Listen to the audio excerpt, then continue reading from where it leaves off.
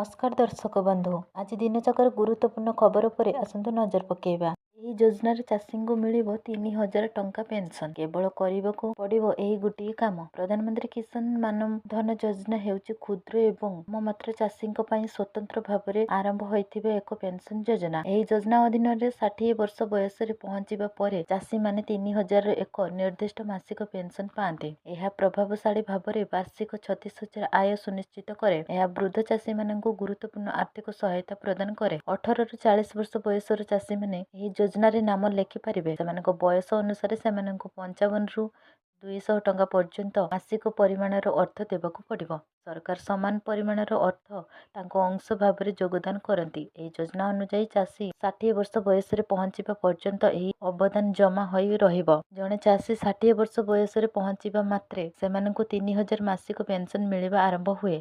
ଖବର ଇରାନ ଯୁଦ୍ଧ ମଧ୍ୟରେ ବଡ଼ ଘୋଷଣା କଲେ ପାକ୍ ପ୍ରଧାନମନ୍ତ୍ରୀ।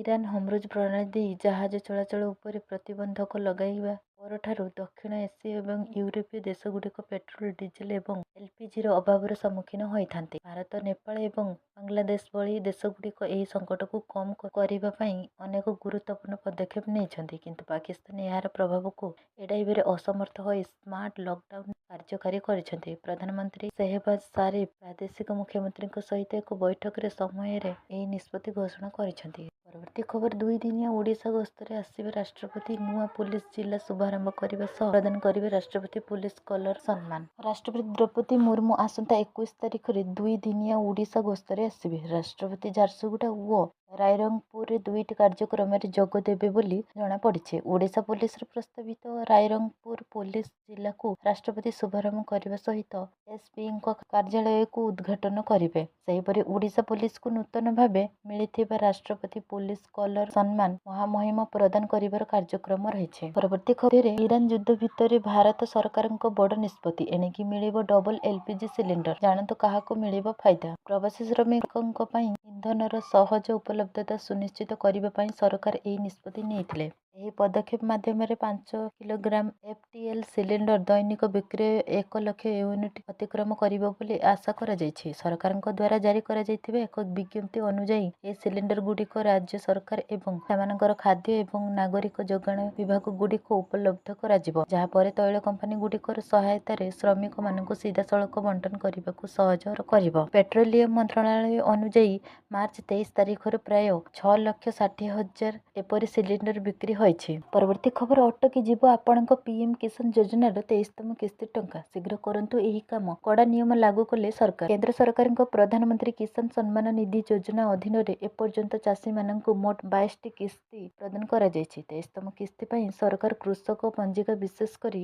ୟୁନିକ ଫାର୍ମର ଆଇଡିକୁ ବାଧ୍ୟତାମୂଳକ କରିଛନ୍ତି। ଏହା ବୁଝାଏ ଯେ ଯେଉଁ ଚାଷୀମାନଙ୍କର ଏହି ଆଇଡି ନାହିଁ ସେମାନେ ସେମାନଙ୍କର 23ତମ କିସ୍ତି ପାଇବାରେ ବିଳମ୍ବ ଅନୁଭବ କରିପାରନ୍ତି, ଅର୍ଥାତ୍ ସେମାନଙ୍କୁ କିସ୍ତି ଟଙ୍କା ନ ମିଳିପାରେ। ୟୁନିକ ଫାର୍ମର ଆଇଡି ବିନା ଚାଷୀମାନେ ଆଉ ଯୋଜନାର ଲାଭ ଉଠାଇ ପାରିବେ ନାହିଁ। ଏହି ପଦକ୍ଷେପକୁ ଅନେକ ରାଜ୍ୟରେ ଚାଷୀଙ୍କ ପାଇଁ ବାଧ୍ୟତାମୂଳକ କରାଯାଇଛି। ଏହି ଆଇଡି ମାଧ୍ୟମରେ ସରକାର ନିଶ୍ଚିତ କରନ୍ତି ଯେ ଯୋଗ୍ୟ ଚାଷୀଙ୍କ ବ୍ୟାଙ୍କ ଆକାଉଣ୍ଟରେ ସିଧାସଳଖ ଟଙ୍କା ଜମା ହେଉଛି। ପରବର୍ତ୍ତୀ ଖବର ଫେରିଲା କରୋନା। ଛାନିଆ ଲୋକେ ପିଲାଙ୍କୁ ଆଟାକ କରୁଛି କୋଭିଡର ନୂଆ ଭାରିଆଣ୍ଟ। ବୈଜ୍ଞାନିକ ଗବେଷଣାରୁ ଜଣାପଡ଼ିଛି ଯେ ସିକାଟା ଭାରିଆଣ୍ଟ ବୟସ୍କମାନଙ୍କୁ ସଂକ୍ରମିତ କରିବା ଅପେକ୍ଷା 5 ଗୁଣ ଅଧିକ ଦ୍ରୁତ ଗତିରେ ପିଲାମାନଙ୍କୁ ସଂକ୍ରମିତ କରିପାରେ। ଏହାର ମୁଖ୍ୟ କାରଣ ପିଲାମାନଙ୍କର ପ୍ରତିରକ୍ଷା ପ୍ରଣାଳୀରେ ରହିଛି, ଯାହା ଏପର୍ଯ୍ୟନ୍ତ ସମ୍ପୂର୍ଣ୍ଣ ବିକଶିତ ହୋଇନାହିଁ।